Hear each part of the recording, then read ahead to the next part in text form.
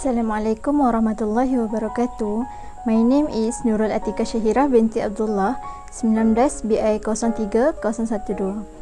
Saya akan menunjukkan bagaimana cara untuk mengedit video di dalam Canva. Okey, seterusnya kita akan edit video di dalam Canva.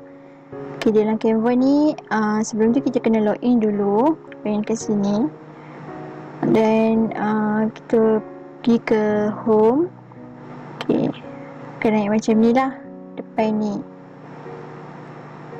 Canva bukan saja boleh edit video, malah ada presentation, poster, resume, card, macam-macam lagi. Sesuai lah untuk student macam kita. Okey, seterusnya kita teruskan ke edit video. Okey, klik di video dan okey, kita akan masuk ke sini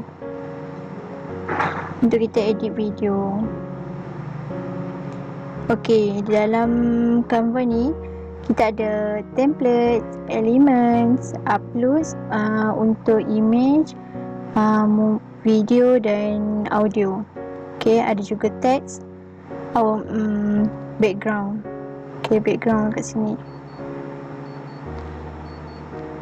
Okey, ada juga style. Style ni color yang kita nak lah. Okey, next. Teruskan. Okey, kita masukkan video yang kita nak. Okey, drag ke sini.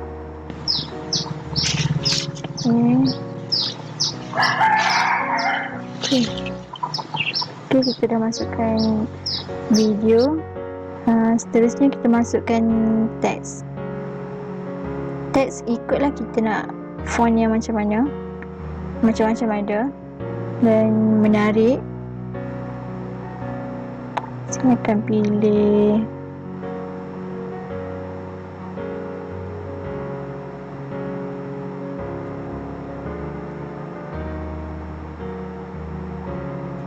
okey, saya akan ambil ni.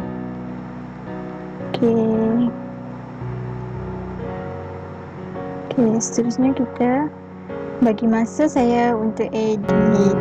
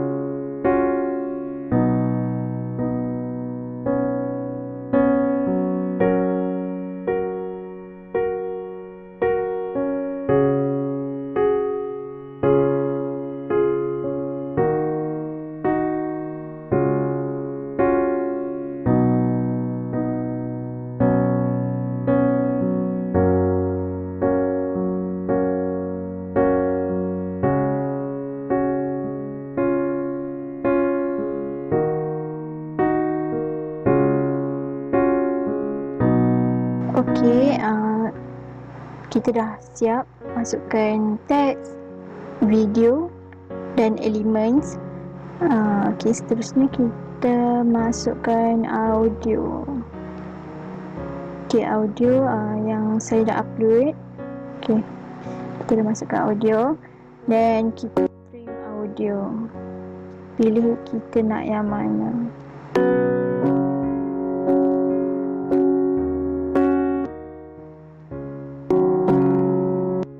Video pun kita boleh trim. Okey, ambil dekat sini. Okey, nampak view belakang.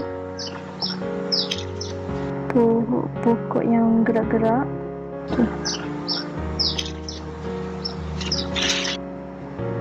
Okey. Okay, video juga boleh, kita boleh crop flip pun boleh. Kita masukkan animate untuk video.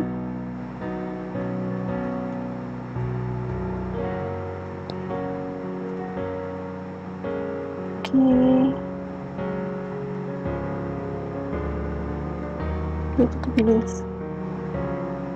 teks pun kita boleh masukkan animate. Okay.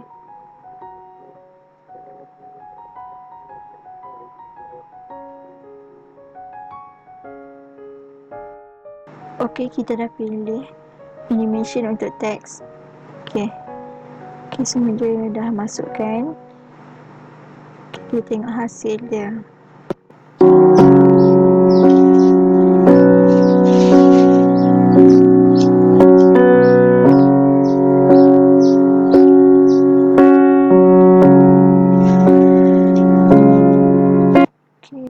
Kita boleh download.